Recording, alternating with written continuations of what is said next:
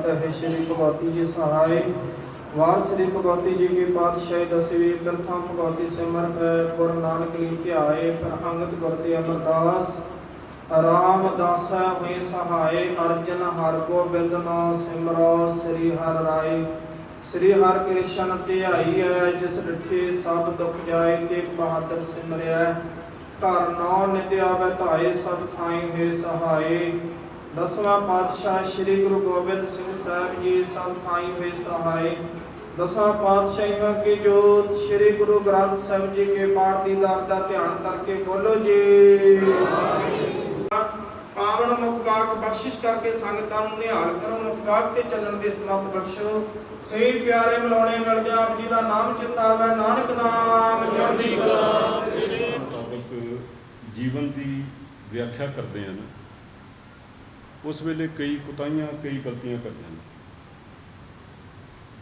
गुरु के सिखां दे लई इस संसार नूं समझण दे लई और इस काया नूं अकाल पुरख वाहिगुरू की बख्शियां दातां नूं समझण दे लई श्री गुरु ग्रंथ साहब महाराज का अमुक ते अटुट खजाना है। इहदे विच चुबियां मार के जिन्ना मर्जी सच कोई खोज सकता है।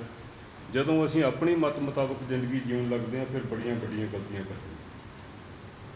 बदकिस्मती ये है कि साडी बाणी नाल प्रीत जुड़ नहीं रही। असीं तो बहुते सारे ऐसे भी हाँ जिहड़े गुरुद्वारे आउणे आ केवल इस करके आउणे अज भी बड़े फलाने प्रचारक ने आउणा, फलाने रागी ने आउणा, फलाने ढाडी ने आउणा, उहनूं सुणन आउणे आ, उहदे अनुसार अपना जीवन कर सकते। बहुत थोड़े बंदे ने। साडे विच ते यही दौड़ लगी हुई है ना। आ तन जिहड़ा मिंट मिंट बाद पल पल बाद गंदा हो सकता है, इहनूं धोण ते सारा जोर लगा हुआ। कोई कह दिंदा फलानी नदी जाके इशनान करिया, उत्थे जाके इशनान करन नाल सारे ही दुख दलिद्र दूर हो सकते हैं। एक बारी हो सकते हैं। तन पल पल गंदा हुंदा है। इहनूं भावें दिन विच 50 वारी इशनान कर लो, ये फिर गंदगी का ढेर ने फिर गंदा हो जाए। मन धोता जा सकता है लेकिन मन नूं धोण दा यतन नहीं हो रहा। जेदा मन धोता गया ये समझ लो भी ये गुरबाणी भी मन धोण का ही साधन है। जदों मन शुद्ध हो गया फिर सारा कुछ ही शुद्ध हो जाता है। अखां भी शुद्ध देखदियां ने, कन्न भी शुद्ध सुणदे ने, किरत भी धर्म की होण लग पैंदी है, हत्थां दे नाल भी मजलूम की रखिया होण लग पैंदी है। तो जे केवल तन तक सीमित रहिए फिर तन धोतियां भी अच्छा नहीं हुंदा, ये फिर गंदगी का ढेर ही बनिया रहिंदा। जदों असीं दुनियादारी विच विचरदे हां साडे दो तरह के संबंध जुड़ते हैं। एक खून का रिश्ता हुंदा है, एक प्रीत का रिश्ता हुंदा है। खून के रिश्ते के 3 स्रोत ने मुख तौर पर। जिवें एक व्यक्ति मैं बोल रहा, मेरा जे खून का संबंध देखना होवे, एक नानकियां का रिश्ता है, एक दादकियां का रिश्ता। तो तीजा संबंध की है खून के स्रोत का? मेरे बच्चों का संबंध मेरे सहुरे परिवार नाल जुड़ जाता। ये तीनों ही स्रोत ने खून के रिश्ते के। तो खून का रिश्ता हमेशा ही स्वार्थी होंदा। गुरु घर जम्मे हुए पुत्रां ने भी कौल नहीं पालिया। गुरु घर में पैदा हुए बच्चों को भी बदखलियां मिलियां, बदखलियां प्राप्त हुई, क्योंकि गुरु के लागे रहन वाला भी कोई व्यक्ति कदे मुक्त नहीं हो सकता जिन्ना चिर उसका मन शुद्ध नहीं हो सकता। तो दूजी आप दुनियादारी में रोज़ खबरां भी पढ़ते हैं, अखबारों में सारे रोज़ देखते हैं। खून का रिश्ता स्वार्थी होंदा है। इन्ना स्वार्थी होंदा है, हक मंगदा अपने प्यो नूं भी वढ़ दिंदा। भरा भरा नूं मारी जाते हैं, मावां दे कतल, भैणां दे कतल रोज़ आप सुणदे हैं। झूठे गूठे ला ला के दूजियां दी जायदाद नूं अपने नौं कराउण दे लई ये सब खुदगर्जियां ने। सब कुछ जो कुछ भी है खून के रिश्ते विचों उपजदा है। स्वार्थी होंदा है क्योंकि खून हक मंगदा है। जदों हक मंगदा, हक मंगदा मंगदा जे कोई हक खोह लवे तो उहदे नाल फिर तलक कलामी हुंदी है। गुरु ते सिख की प्रीत का रिश्ता जिहड़ा खून का नहीं, ये विचारां की सांझ है, ये गुरमत की सांझ है। गुरु के हुक्मां नूं जिस व्यक्ति ने अपना लिया वो गुरु नूं प्रीत करन लग पैंदा। जिस व्यक्ति का खाना पीना बैठना उठना चलना फिरना उहदी किरत सब कुछ जदों गुरु के हुक्म मुताबक हो जाती है, गुरु का प्रीतवान सिख कहाउण लग पैंदा।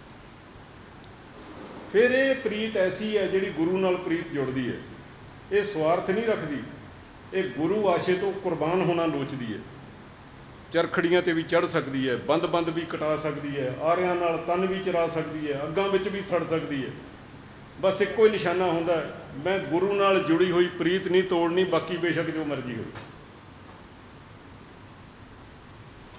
ਐਸੀ ਪ੍ਰੀਤ ਗੁਰੂ ਦੀ ਕਿਰਪਾ ਦੁਆਰਾ ਪ੍ਰਾਪਤ ਹੁੰਦੀ। ਦੋ ਤਰ੍ਹਾਂ ਦੀ ਵੰਡ ਕੀਤੀ ਹੈ ਸੱਚੇ ਪਾਤਸ਼ਾਹ ਨੇ ਮਨੁੱਖਾਂ ਵਿੱਚ। ਵੈਸੇ ਤਾਂ ਬੜੀਆਂ ਵੰਡਾਂ ਨੇ, ਰਾਜਨੀਤਿਕ ਲੋਕ ਪਾਰਟੀਆਂ ਦੇ ਆਧਾਰ 'ਤੇ ਵੰਡ ਦਿੰਦੇ ਨੇ, ਕੋਈ ਖਿੱਤਿਆਂ ਦੇ ਆਧਾਰ 'ਤੇ, ਕੋਈ ਰਾਜਾਂ ਦੇ ਆਧਾਰ 'ਤੇ, ਕੋਈ ਸ਼ਹਿਰਾਂ ਦੇ ਆਧਾਰ 'ਤੇ, ਕੋਈ ਪਿੰਡਾਂ ਦੇ ਆਧਾਰ 'ਤੇ, ਕੋਈ ਜਾਤਾਂ ਦੇ ਆਧਾਰ 'ਤੇ, ਕੋਈ ਵਰਨਾਂ ਦੇ ਆਧਾਰ 'ਤੇ, ਕੋਈ ਕੰਮ ਦੇ ਆਧਾਰ 'ਤੇ, ਕੋਈ ਚੰਮ ਦੇ ਆਧਾਰ 'ਤੇ ਲੋਕਾਂ ਨੂੰ ਵੰਡ ਦਿੰਦਾ। ਸਤਿਗੁਰੂ ਸਾਹਿਬ ਨੇ ਮਨੁੱਖਤਾ ਦੇ ਵਿੱਚ ਇੱਕੋ ਹੀ ਲੀਕ ਖਿੱਚੀ। ਇੱਕ ਹਿੱਸਾ ਗੁਰਮੁਖਾਂ ਦਾ, ਇੱਕ ਹਿੱਸਾ ਮਨਮੁਖਾਂ ਦਾ। ਇੱਕ ਉਹ ਲੋਕ ਨੇ ਜਿਹੜੇ ਗੁਰੂ ਦੇ ਹੁਕਮ ਮੁਤਾਬਕ ਖਾਂਦੇ ਪੀਂਦੇ ਪਹਿਨਦੇ ਨੇ, ਧਰਮ ਦੀ ਕਿਰਤ ਕਰਦੇ ਨੇ। ਇੱਕ ਉਹ ਲੋਕ ਨੇ ਜਿਹੜੇ ਮਨ ਨੂੰ ਖੁਸ਼ ਕਰਨ ਦੇ ਲਈ ਜਿਉਂਦੇ ਨੇ। ਮਨ ਆਇਆ ਖਾਂਦੇ ਨੇ, ਮਨ ਆਇਆ ਪੀਂਦੇ ਨੇ, ਮਨ ਆਇਆ ਹੰਡਾਉਂਦੇ ਨੇ, ਮਨ ਆਇਆ ਬੋਲਦੇ ਨੇ, ਮਨ ਨੂੰ ਖੁਸ਼ ਕਰਨ ਦੇ ਲਈ ਸਾਰਾ ਵਕਤ ਲਗਾ ਦਿੰਦੇ ਨੇ। ਜਨਮ ਮਨਮੁਖ ਦਾ ਵੀ ਉਸੇ ਤਰੀਕੇ ਹੁੰਦਾ, ਗੁਰਮੁਖ ਦਾ ਵੀ ਉਸੇ ਤਰੀਕੇ ਹੁੰਦਾ। ਸਰੀਰ ਵੀ ਇੱਕੋ ਜਿਹੇ ਹੁੰਦੇ ਨੇ, ਬੋਲ ਬਾਣੀ ਵੀ, ਮੂੰਹ ਉਹਨਾਂ ਦਾ ਹੀ ਮੂੰਹ ਬੋਲਦਾ, ਉਹਨਾਂ ਦਾ ਵੀ ਮੂੰਹ ਬੋਲਦਾ, ਉਹਨਾਂ ਦੇ ਵੀ ਕੰਨ ਸੁਣਦੇ ਨੇ, ਉਹਨਾਂ ਦੇ ਵੀ ਕੰਨ ਸੁਣਦੇ ਨੇ, ਕੋਈ ਅੰਤਰ ਨਹੀਂ ਹੁੰਦਾ। ਸਧਾਰਨ ਜੇ ਦੇਖਿਆ ਜਾਵੇ ਤਾਂ ਮਨਮੁਖ ਤੇ ਗੁਰਮੁਖ ਵਿੱਚ ਕੋਈ ਅੰਤਰ ਨਹੀਂ। ਸਰੀਰ ਦੇ ਪੱਖ ਤੋਂ ਸਰੀਰ ਇੱਕੋ ਜਿਹਾ ਹੀ ਹੈ, ਤੇ ਫਿਰ ਫਰਕ ਕੀ ਹੈ?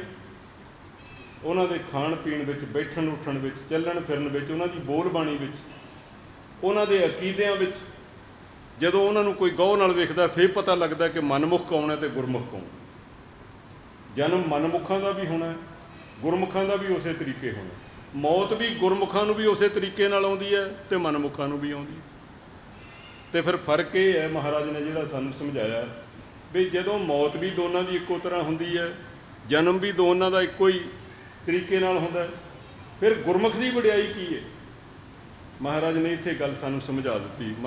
ਮਹਾਰਾਜ ਕਹਿੰਦੇ ਆ, ਮਨਮੁਖ ਆਵੈ ਮਨਮੁਖ ਜਾਵੈ, ਮਨਮੁਖ ਫਿਰ ਚੋਟਾਂ ਖਾਵੈ, ਜਿਤਨੇ ਨਰਕ ਸੇ ਮਨਮੁਖ ਭੋਗੈ, ਗੁਰਮੁਖ ਲੇਪ ਨਾ ਮਾਸਾ ਹੈ।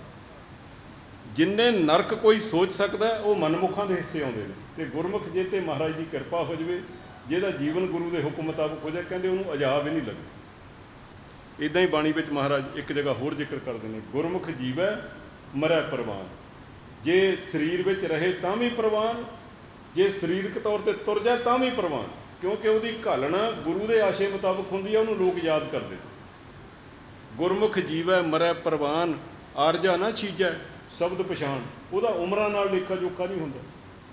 ਉਹ ਗੁਰੂ ਦਾ ਕਿੰਨਾ ਭਰੋਸੇਮੰਦ ਹੈ, ਉਹਦੇ ਨਾਲ ਉਹਦਾ ਲੇਖਾ ਜੋਖਾ ਹੁੰਦਾ। ਆਰਜਾ ਨਾ ਛੀਜੈ ਸ਼ਬਦ ਪਛਾਣ, ਗੁਰਮੁਖ ਮਰੇ ਨਾ ਕਾਲ ਨਾ ਖਾਏ, ਗੁਰਮੁਖ ਸੱਚ ਸਮਾਵਣਾ। ਗੁਰਮੁਖ ਨੂੰ ਨਾ ਮੌਤ ਮਾਰ ਸਕਦੀ ਹੈ, ਨਾ ਕਾਲ ਖਾ ਸਕਦੀ। ਤੇ ਮਹਾਰਾਜ ਅੱਗੇ ਪਤਾ ਕੀ ਕਹਿੰਦੇ ਨੇ? ਗੁਰਮੁਖ ਹਰ ਦਰ ਸੋਭਾ ਪਾਏ, ਗੁਰਮੁਖ ਵਿੱਚੋਂ ਆਪ ਗਵਾਏ, ਆਪ ਤਰੇ ਕੁੱਲ ਸਗਲੇ ਤਾਰੇ, ਗੁਰਮੁਖ ਜਨਮ ਸਵਾਰੇ। ਆਹ ਆ ਜ਼ਿੰਦਗੀ ਤੇ ਮੌਤ ਦਾ ਫਰਕ। ਗੁਰਮੁਖ ਦੀ ਜ਼ਿੰਦਗੀ ਤੇ ਮਨਮੁਖ ਦੀ ਜ਼ਿੰਦਗੀ ਦਾ ਆਹ ਫਰਕ ਹੈ।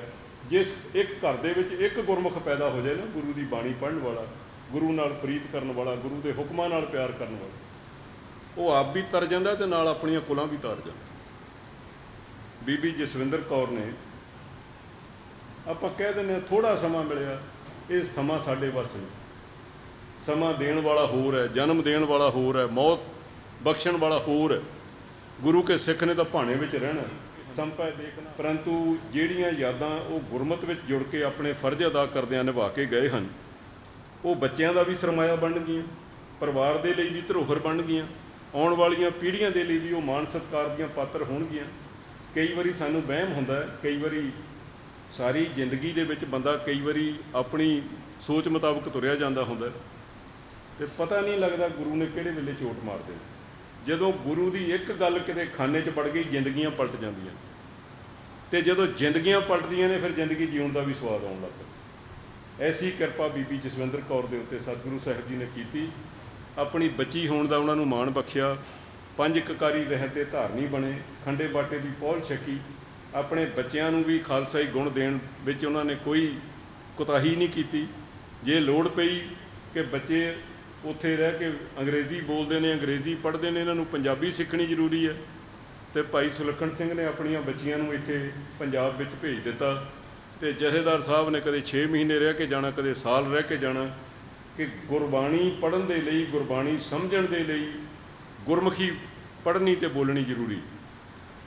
ਆਪਣਾ ਸਮਾਂ ਕੱਢ ਕੇ ਉਹਨਾਂ ਨੂੰ ਇੱਥੇ ਵਿੱਦਿਆ ਦਿਵਾਉਣੀ, ਫਿਰ ਉਹਨਾਂ ਨੂੰ ਹਰ ਖਾਲਸਾਈ ਕਰਤੱਵ ਸਿਖਾਲਣ ਦਾ ਯਤਨ ਕਰਨਾ, ਇਹੀ ਇੱਕ ਗੁਰਸਿੱਖ ਦਾ ਫਰਜ਼ ਹੈ, ਜਿਹਦੇ ਤੋਂ ਸਾਨੂੰ ਸਾਰਿਆਂ ਨੂੰ ਪ੍ਰੇਰਨਾ ਵੀ ਲੈਣੀ ਚਾਹੀਦੀ ਹੈ। ਔਰ ਮੈਂ ਫਿਰ ਆਪਣੀ ਬੇਨਤੀ ਦੁਹਰਾਉਂਦਾ ਹੋਇਆ ਇੱਕ ਵਾਰੀ ਫਿਰ ਸਮੁੱਚੀ ਸੰਗਤ ਦੇ ਚਰਨਾਂ 'ਚ ਬੇਨਤੀ ਕਰਦਾ ਕਿ ਸਿੱਖ ਦਾ ਆਪਣਾ ਜੀਵਨ ਕੁਝ ਵੀ ਨਹੀਂ। ਕਿਸੇ ਵਿਅਕਤੀ ਨੇ ਜੇ ਦੂਜੇ ਵਿਅਕਤੀਆਂ ਵਾਂਗਰ ਹੀ ਜੀਣਾ, ਤੇ ਗੁਰੂ ਕੇ ਸਿੱਖ ਦਾ ਜੀਵਨ ਐਸਾ ਜੀਵਨ ਨਹੀਂ ਹੈ। ਗੁਰੂ ਕੇ ਸਿੱਖ ਦਾ ਹਰ ਕਾਰਜ ਜਿਹੜਾ ਗੁਰਮਤਿ ਦੇ ਅਨੁਕੂਲ ਹੋਣਾ ਚਾਹੀਦਾ, ਗੁਰੂ ਦੇ ਹੁਕਮ ਮੁਤਾਬਕ ਹੀ ਸਾਰਾ ਕੁਝ ਹੋਣਾ ਚਾਹੀਦਾ। ਉਹਦੀ ਕਿਰਤ ਵੀ ਗੁਰੂ ਦੇ ਹੁਕਮ ਵਾਲੀ, ਉਹਦਾ ਖਾਣਾ ਵੀ, ਪੀਣਾ ਵੀ, ਬੈਠਣਾ ਉੱਠਣਾ ਵੀ, ਉਹਦਾ ਜਿਹੜਾ ਚੱਲਣਾ ਫਿਰਨਾ ਵੀ, ਉਹਦੀ ਬੋਲ ਬਾਣੀ ਸਭ ਜਦੋਂ ਗੁਰੂ ਦੇ ਹੁਕਮਾਂ ਮੁਤਾਬਕ ਹੁੰਦੀ, ਫਿਰ ਗੁਰੂ ਪ੍ਰਸੰਨ ਹੁੰਦਾ। ਅਤੇ ਜਦੋਂ ਗੁਰੂ ਪ੍ਰਸੰਨ ਹੁੰਦਾ ਫਿਰ ਖੁਸ਼ੀਆਂ ਖੇੜੇ ਮਿਲਦੇ ਨੇ, ਸਤਿਗੁਰੂ ਦੀ ਬਖਸ਼ਿਸ਼ ਮਿਲਦੀ ਹੈ, ਸਤਿਗੁਰੂ ਝੋਲੀਆਂ ਭਰਦੇ ਨੇ। ਇਹ ਫਿਰ ਗੁਰੂ ਦੀ ਖੁਸ਼ੀ ਦਾ ਪਾਤਰ ਜਦੋਂ ਕੋਈ ਬਣ ਜਾਂਦਾ, ਉਹ ਆਪਣੇ ਪਰਿਵਾਰਾਂ ਦਾ ਵੀ ਮਾਣ ਵਧਾਉਂਦਾ। ਅਤੇ ਇਹ ਐਸਾ ਸਬਜੈਕਟ ਹੈ ਜਿੱਥੇ ਬੰਦਾ ਇਹਨਾਂ ਹੁਕਮਾਂ ਤੋਂ ਅਪਹੁੰਚ ਹੈ। ਇਹਨਾਂ ਹੁਕਮਾਂ ਦੇ ਵਿੱਚ ਕੋਈ ਦਖਲਅੰਦਾਜ਼ੀ ਨਹੀਂ ਕਰ ਸਕਦੇ, ਕਿਉਂਕਿ ਜੰਮਣ ਮਰਨਾ ਹੁਕਮ ਹੈ, ਭਾਣੇ ਆਵੇ ਜਾਏ। ਇੱਥੇ ਕਿਸੇ ਦਾ ਜ਼ੋਰ ਨਹੀਂ ਚੱਲਦਾ, ਨਾ ਪਹਿਲਾਂ ਚੱਲਿਆ, ਚਾਹੇ ਕੋਈ ਵਿਦਵਾਨ ਹੋਵੇ, ਚਾਹੇ ਕੋਈ ਮੂਰਖ ਹੋਵੇ, ਚਾਹੇ ਕੋਈ ਧਨਵਾਨ ਹੋਵੇ, ਚਾਹੇ ਕੋਈ ਕੁੱਲੀ ਵਿੱਚ ਰਹਿੰਦਾ ਹੋਵੇ, ਇੱਥੇ ਕਿਸੇ ਦਾ ਜ਼ੋਰ ਨਹੀਂ ਚੱਲਿਆ। ਸਭ ਨੂੰ ਇਹ ਵਕਤ ਆਉਂਦਾ। ਔਰ ਮਹਾਰਾਜ ਨੇ ਸਾਡੇ 'ਤੇ ਬਖਸ਼ਿਸ਼ ਇਹ ਕੀਤੀ ਹੈ ਜਦੋਂ ਸਾਨੂੰ ਇਹ ਸਮਝਾਇਆ ਕਿ ਮੇਰੇ ਹਰਿ ਜੀਓ ਸਭ ਕੋ ਤੇਰਾ ਬਸ, ਅਸਾਂ ਜੋਰ ਨਾਹੀਂ ਜੇ ਕਿਛ ਕਰ ਹਮ ਸਾਕੈ, ਜਿਉਂ ਭਾਵੈ ਤਿਵੈ ਬਖਸ਼। ਸੱਚੇ ਪਾਤਸ਼ਾਹ ਜੋ ਤੁਹਾਨੂੰ ਚੰਗਾ ਲੱਗਦਾ ਸੀ ਤੁਸੀਂ ਕਰ ਦਿੱਤਾ। ਬੀਬਾ ਜਸਵਿੰਦਰ ਕੌਰ ਜੀ ਦੀ ਨਿੱਘੀ ਮਿੱਠੀ ਯਾਦ ਅੰਦਰ, ਔਰ ਅਸੀਂ ਸਾਰੇ ਇਹਦੇ ਨਾਂ ਤੋਂ ਡਰਦੇ ਆ, ਪਰ ਇਹ ਭਾਣਾ ਵਾਪਰਨਾ ਸਾਰਿਆਂ ਤੇ ਆ। ਇਹ ਤੋਂ ਕੋਈ ਬਚ ਨਹੀਂ ਸਕਿਆ ਅੱਜ ਤਾਈਂ, ਤੇ ਨਾ ਹੀ ਸ਼ਾਇਦ ਕੋਈ ਬਚ ਸਕੇਗਾ। ਦੁਨੀਆ ਦੇ ਜਿੰਨੇ ਵੀ ਧਾਰਮਿਕ ਗ੍ਰੰਥ ਨੇ, ਸਮਾਜਿਕ ਗ੍ਰੰਥ ਨੇ, ਸਾਰਿਆਂ ਨੂੰ ਪੜ੍ਹ ਲਓ, ਸੁਣ ਲਓ, ਇੱਕੋ ਹੀ ਵਿਚੋੜ ਨਿਕਲਦਾ ਕਿ ਆਹ ਜਿਹੜਾ ਸੰਸਾਰ ਆ, ਜਿਹੜੀ ਸੰਸਾਰ ਦੀ ਰਚਨਾ ਆ, ਜਿਹੜੀ ਇਹ ਜ਼ਿੰਦਗੀ ਆ, ਜਿਹੜਾ ਜੀਵਨ ਆ, ਇਹ ਝੂਠਾ ਤੇ ਮੌਤ ਸੱਚੀ ਆ। ਗੁਰੂ ਤੇਗ ਬਹਾਦਰ ਸਾਹਿਬ ਜੀ ਮਹਾਰਾਜ ਜੀ ਨੇ ਆਪਣੇ ਸ਼ਬਦਾਂ 'ਚ ਇੱਕੋ ਹੀ ਤੁਕ ਵਿੱਚ ਸਾਰਾ ਕੁਝ ਬਿਆਨ ਕਰ ਦਿੱਤਾ। ਜਗ ਰਚਨਾ ਸਭ ਝੂਠ ਹੈ, ਜਾਨ ਲਿਓਰੇ ਵੀ, ਉਹ ਨਾਨਕ ਥਿਰ ਨਾ ਰਹੇ, ਜਿਉਂ ਬਾਬੂ ਕੀਤੀ। ਵੀ ਆਹ ਜਿਹੜੀ ਰਚਨਾ ਪਰਮਾਤਮਾ ਨੇ, ਅਕਾਲ ਪੁਰਖ ਨੇ ਕੀਤੀ ਆਪਣੀ, ਇਹ ਝੂਠੀ ਆ, ਤੇ ਜਿਹੜੀ ਮੌਤ ਆ ਉਹੀ ਸੱਚੀ ਆ। ਪਰ ਜਿਸ ਤਰ੍ਹਾਂ ਪਹਿਲਾਂ ਮੈਂ ਬੇਨਤੀ ਕੀਤੀ ਵੀ ਇਹ ਤੋਂ ਬਚ ਨਹੀਂ ਸਕਿਆ ਕੋਈ, ਇਹਦੇ ਸਮੇਂ ਨੂੰ ਕੋਈ ਵਧਾ ਘਟਾ ਨਹੀਂ ਸਕਦਾ। ਇਹ ਸਮਾਂ ਨਿਸ਼ਚਿਤ ਆ। ਅਕਾਲ ਪੁਰਖ ਜਦੋਂ ਵੀ ਕਿਸੇ ਪ੍ਰਾਣੀ ਨੂੰ ਇਸ ਬ੍ਰਹਿਮੰਡ ਭੇਜਦਾ, ਮੌਤ ਦਾ ਸਮਾਂ ਨਿਸ਼ਚਿਤ ਕਰਕੇ ਭੇਜਦਾ। ਇੱਥੇ ਵੀ ਮਹਾਰਾਜ ਫਰਮਾਉਂਦੇ ਨੇ ਮਰਨ ਲਿਖਾਏ ਮੰਡਲ ਵਿੱਚ ਆਏ। ਤੇ ਪਤਾ ਨਹੀਂ ਮੌਤ ਨੇ ਕਦੋਂ ਆਉਣਾ, ਕਿੱਦਾਂ ਆਉਣਾ, ਕਿੱਥੇ ਆਉਣਾ, ਕਿਆ ਜਾਣਾ, ਕਿ ਮਰੇਂਗੇ, ਕੈਸਾ ਮਰਨਾ। ਇਸੇ ਭਾਣੇ ਦੇ ਵਿੱਚ ਬੀਬਾ ਜੀ ਬਰਜਵਾਨੀ ਵਿੱਚ ਸਾਨੂੰ ਵਿਛੋੜਾ ਦੇ ਕੇ ਆਪਾਂ ਨੂੰ ਸਾਰੇ ਨੂੰ ਚਲੇ ਗਏ ਨੇ। ਜਦੋਂ ਕੋਈ ਪ੍ਰਾਣੀ ਆਪਣੇ ਪਰਿਵਾਰ ਚੋਂ, ਆਪਣੇ ਸਮਾਜ ਚੋਂ ਵਿਛੜਦਾ, ਉਸ ਵਿਛੋੜੇ ਦਾ ਦੁੱਖ ਹੁੰਦਾ। ਤੇ ਇਹ ਦੁੱਖ ਜਿਹੜੇ ਨੇ, ਇਹ ਸਾਂਝਾ ਦੇ ਨੇ, ਇਹ ਪਿਆਰ ਦੇ ਨੇ। ਸਰਦਾਰ ਨਛੱਤਰ ਸਿੰਘ ਹੋਰਾਂ ਨੂੰ, ਇਹਨਾਂ ਦੇ ਬੱਚੇ ਨੂੰ, ਪਰਿਵਾਰ ਨੂੰ ਇਸ ਗੱਲ ਦਾ ਦੁੱਖ ਆ ਕਿ ਇੱਕ ਸਾਡੀ ਹੋਣਹਾਰ ਧੀ ਇਹਨਾਂ ਦੀ ਬੇਵਕਤ ਅਚਾਨਕ ਇਸ ਸੰਸਾਰ ਤੋਂ ਚਲੇ। ਜਿਹੜੇ ਆਪਾਂ ਵੀ ਕਿਸੇ ਨਾ ਕਿਸੇ ਸਾਹ 'ਚ ਵੱਜੇ ਹੋਏ, ਤੇ ਜਿੰਨਾ ਕਿਸੇ ਦੇ ਨਾਲ ਪਿਆਰ ਹੁੰਦਾ ਉਹਨਾਂ ਹੀ ਦੁੱਖ ਹੁੰਦਾ। ਤੁਸੀਂ ਸਾਰੇ ਬਹੁਤ ਸਾਰੇ ਜਾਣਦੇ ਆ, ਭੌਰ ਸਾਹਿਬ ਬੈਠੇ ਆ, ਮੈਂ ਜਰਨੈਲ ਸਿੰਘ ਵੀ ਦੇਖਦਾ, ਪੁਰਿਆਲ ਸਾਹਿਬ, ਤੇ ਅਸੀਂ ਵੀ 35 ਸਾਲ ਆਪਸ ਵਿੱਚ ਹੀ ਇੱਕ ਦੂਸਰੇ ਨਾਲ ਬਹੁਤ ਨੇੜੇ ਹੋ ਕੇ ਵਿਚਰੇ। ਸਾਡਾ ਵੀ ਉਸ ਵਿਚਰਨ ਦੇ ਵਿੱਚ ਜਿਹੜੀ ਸਾਂਝ ਬਣੀ, ਜਿਹੜੀ ਪਿਆਰ ਬਣਿਆ, ਉਹਦੇ ਕਰਕੇ ਸਾਨੂੰ ਵੀ ਇਹ ਦੁੱਖ ਹੋਇਆ। ਮੈਨੂੰ ਪਰਸੋਂ ਇਹਨਾਂ ਨੇ ਦੱਸਿਆ, ਫਿਰ ਮੈਂ ਕਿਹਾ ਮੈਂ 5 ਮਿੰਟ ਲਈ ਆਵਾਂ, ਭਾਵੇਂ ਮੈਂ ਜ਼ਰੂਰ ਤੁਹਾਡੇ ਦੁੱਖ ਵਿੱਚ ਸ਼ਰੀਕ ਹੋਵਾਂ। ਕਿਉਂਕਿ ਸਿਆਣੇ ਕਹਿੰਦੇ ਆ ਕਿ ਕਿਸੇ ਦੀ ਖੁਸ਼ੀਆਂ 'ਚ ਸ਼ਾਮਲ ਹੋਈਏ ਤਾਂ ਖੁਸ਼ੀਆਂ ਵੱਧ ਜਾਂਦੀਆਂ, ਤੇ ਜੇ ਕਿਸੇ ਦੇ ਦੁੱਖ ਵਿੱਚ ਸ਼ਾਮਲ ਹੋਏ ਤਾਂ ਦੁੱਖ ਘੱਟ ਜਾਂਦਾ। ਤੇ ਅੱਜ ਤੁਸੀਂ ਸਰਦਾਰ ਨਛੱਤਰ ਸਿੰਘ ਦੇ ਪਰਿਵਾਰ ਨਾਲ ਇੰਨੀ ਵੱਡੀ ਗਿਣਤੀ ਵਿੱਚ ਪੰਥਕ ਸ਼ਖਸੀਅਤਾਂ ਆਈਆਂ ਇਸ ਲਈ ਕਿ ਆਪਾਂ ਇਸ ਦੁੱਖ ਦਾ ਜਿਹੜਾ ਆ ਉਹ ਸ਼ਰੀਕ ਹੋ ਕੇ ਉਹ ਦੁੱਖ ਜਿਹੜਾ ਆ ਉਹ ਤੇ ਦੁੱਖ ਉਦੋਂ ਵੀ ਹੋਰ ਵੱਧ ਜਾਂਦਾ, ਭਾਵੇਂ ਮੌਤ ਜਿਹੜੀ ਚਾਹੇ ਗਰੀਬ ਦੀ ਆਵੇ, ਅਮੀਰ ਦੀ ਆਵੇ, ਔਰ ਚਾਹੇ ਕਿਸੇ ਹੋਰ ਵਿਅਕਤੀ ਦੀ ਆਵੇ, ਰਿਸ਼ਤੇਦਾਰ ਦੀ ਆਵੇ, ਆਪਣੇ ਦੀ ਆਵੇ, ਬਗਾਨੇ ਦੀ ਆਵੇ, ਮੌਤ ਦਾ ਦੁੱਖ ਹੁੰਦਾ। ਪਰ ਜਦੋਂ ਜਵਾਨੀ ਦੇ ਵਿੱਚ ਕਿਸੇ ਦੀ ਮੌਤ ਹੋ ਜਾਣੀ, ਉਹਦਾ ਦੁੱਖ ਜਿਹੜਾ ਉਹ ਅਸਹਿ ਤੇ ਕਹਿ ਆ। ਤੇ ਦੂਸਰੀ ਗੱਲ, ਅੱਜ ਜਿਹੜੀ ਲੋੜ ਆ, ਅੱਜ ਪੰਥਕ ਸ਼ਕਤੀ ਦੀ, ਪੰਥਕ ਧਿਰਾਂ ਦੀ, ਤੇ ਜਦੋਂ ਇਸੇ ਪਰਿਵਾਰ ਦੀ ਸੋਚ ਵਾਲਾ ਜਦੋਂ ਕੋਈ ਪ੍ਰਾਣੀ ਜਾਂਦਾ, ਉਹਦਾ ਦੁੱਖ ਹੋਰ ਵੀ ਅਸਹਿ ਤੇ ਹੈਗਾ। ਮੈਂ ਨਛੱਤਰ ਸਿੰਘ ਹੋਰਾਂ ਨੂੰ ਮੈਂ ਭਾਵੇਂ ਰਾਜਨੀਤਿਕ ਤੌਰ ਤੇ ਵਿੱਚ ਪਰ ਮੈਂ ਨਿੱਜੀ ਸਾਂਝ ਹਰ ਬੰਦੇ ਨਾਲ ਪਿਆਰ ਬਣਾ ਕੇ ਰੱਖਿਆ ਹੈ। ਤੇ ਕੁਝ ਪਰਿਵਾਰਾਂ ਦਾ ਐਸਾ ਬਣ ਜਾਂਦਾ ਕਿ ਉਹਨਾਂ ਦੀ ਸੋਚ ਨਿਡਰ ਹੁੰਦੀ ਹੈ, ਉਹਨਾਂ ਦੀ ਸੋਚ ਪੱਕੀ ਹੁੰਦੀ ਹੈ। ਸਰਦਾਰ ਨਛੱਤਰ ਸਿੰਘ ਦੀ ਸੋਚ ਹਮੇਸ਼ਾ ਪੰਥਕ ਸੋਚ ਰਹੀ ਹੈ, ਨਿਡਰ ਰਹੀ ਹੈ, ਧੜੱਲੇ ਨਾਲ ਰਿਹਾ ਕਿ ਇਸੇ ਸੋਚ ਨੂੰ ਲੈ ਕੇ ਜੇ ਕੈਨੇਡਾ ਚ ਚਲੇ ਗਿਆ, ਉੱਥੇ ਵੀ ਗੁਰੂ ਘਰ ਦੀ ਸੇਵਾ ਇਹਨਾਂ ਨੂੰ ਉਸ ਸੋਚ ਨੂੰ ਮੁੱਖ ਰੱਖ ਕੇ ਇਹਨਾਂ ਨੂੰ।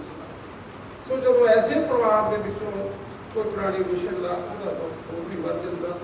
ਤੇ ਆਪਾਂ ਸਾਰੇ ਮਹਾਰਾਜ ਦੇ ਚਰਨਾਂ 'ਚ ਅਰਦਾਸ ਕਰਨ ਲਈ ਆਏ ਹਾਂ। ਮੈਂ ਨਿੱਜੀ ਤੌਰ ਤੇ ਵੀ ਪਰਿਵਾਰ ਨਾਲ ਤੁਹਾਡੇ ਸਾਰਿਆਂ ਦਾ ਇੱਥੇ ਦੁੱਖ ਦਾ ਇਜ਼ਹਾਰ ਕਰਦਾ। ਉੱਥੇ ਮਹਾਰਾਜ ਦੇ ਚਰਨਾਂ 'ਚ ਅਰਦਾਸ ਕਰਦੇ ਹਾਂ, ਬੇਨਤੀ ਕਰਦੇ ਹਾਂ ਕਿ ਵਿਛੜੀ ਆਤਮਾ ਨੂੰ ਆਪਣੇ ਚਰਨਾਂ 'ਚ ਨਿਵਾਸ ਬਖਸ਼ਣ ਤੇ ਸਾਨੂੰ ਸਾਰਿਆਂ ਨੂੰ ਭਾਣਾ ਬਣਾਉਣਾ। ਵਾਹਿਗੁਰੂ ਜੀ ਕਾ ਖਾਲਸਾ, ਵਾਹਿਗੁਰੂ।